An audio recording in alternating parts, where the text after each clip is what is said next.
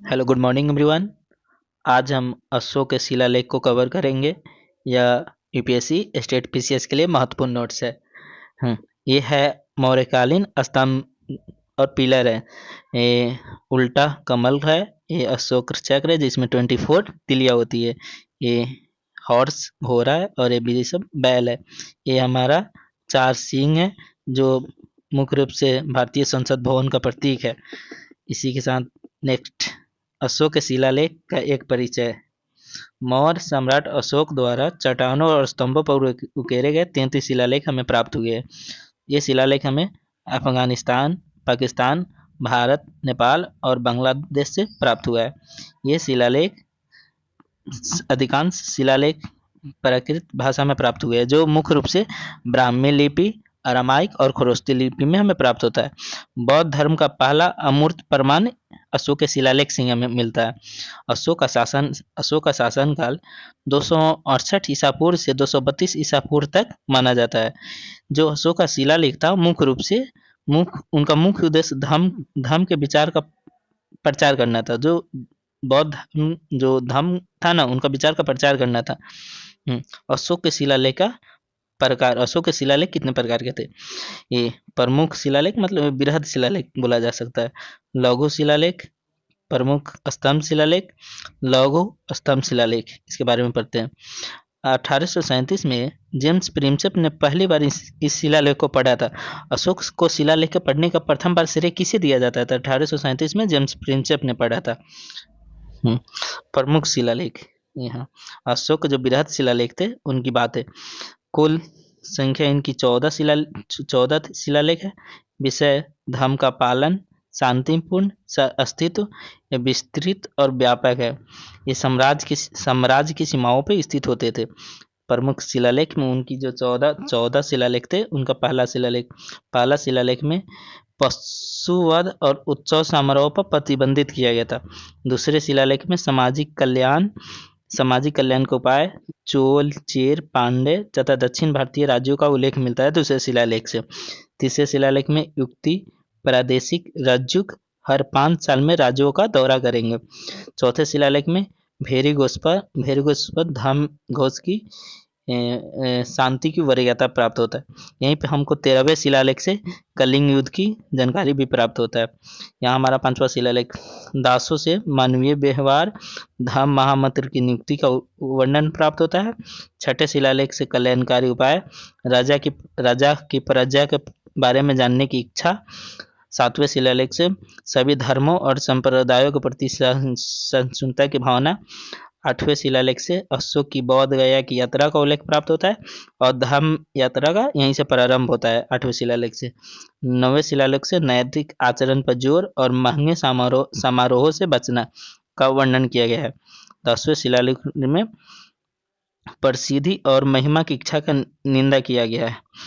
11वें शिलालेख में धाम की विस्तृत व्याख्या है।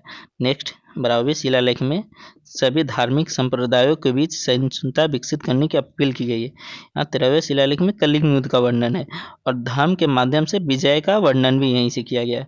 14वें शिलालेख में देश के विभिन्न हिस्सों में शिलालेख उकेरने के उद्देश्य है जो हमें पाकिस्तान, अफगानिस्तान, बांग्लादेश से प्राप्त होता है। लघु शिलालेख, माइनर रॉक एडिक्ट, ये प्रमुख शिलालेखों से पहले के हैं। जो बृहद शिलालेख थे उनसे पहले लिखे गए थे। ये विषय अशोक का व्यक्तिगत इतिहास और धर्म का सारांश मिलता है।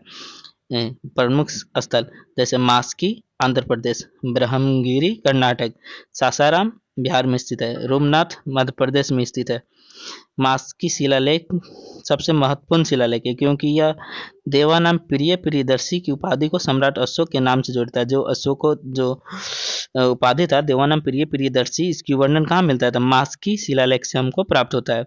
इस शिलालेख लघु शिलालेख की तकनीकी गुणवत्ता थोड़ी खराब है।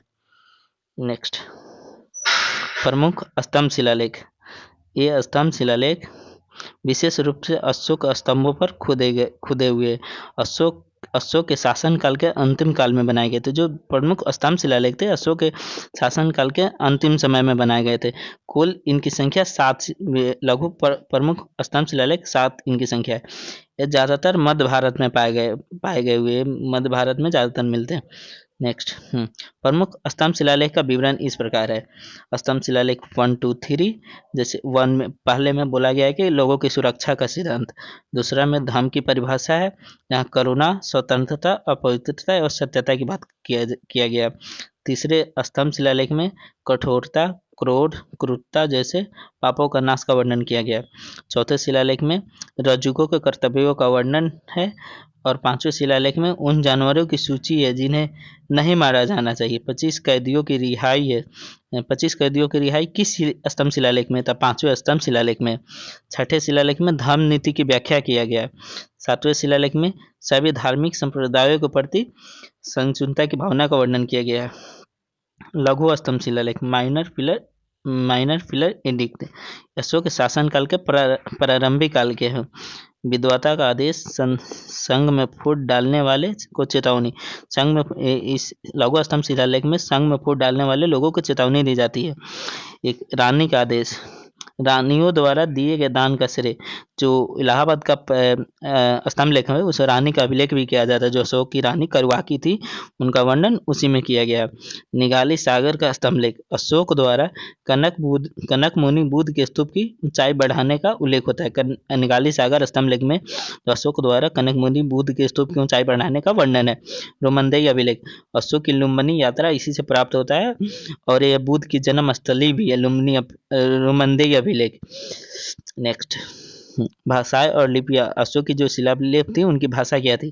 भाषाएं प्राकृत थी अधिकांश, फिर भाषा आरामाइक थी, ग्रीक थी और लिपियां उनकी ब्राह्मणी लिपियां थी। अधिकांश प्राकृत शिलालेख खरोष्ठी उत्तर पश्चिमी ग्रीक और अरामाइक अफगानिस्तान से हमको प्राप्त होता है।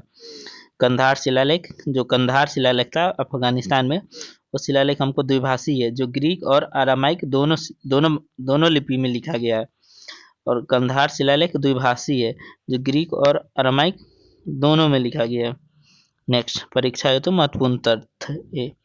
अशोक के शिलालेखों में अशोक खुद को देवा नाम प्रिय प्रियदर्शी देवताओं का प्रिय कहता है। किस लेख में लिखा हुआ है?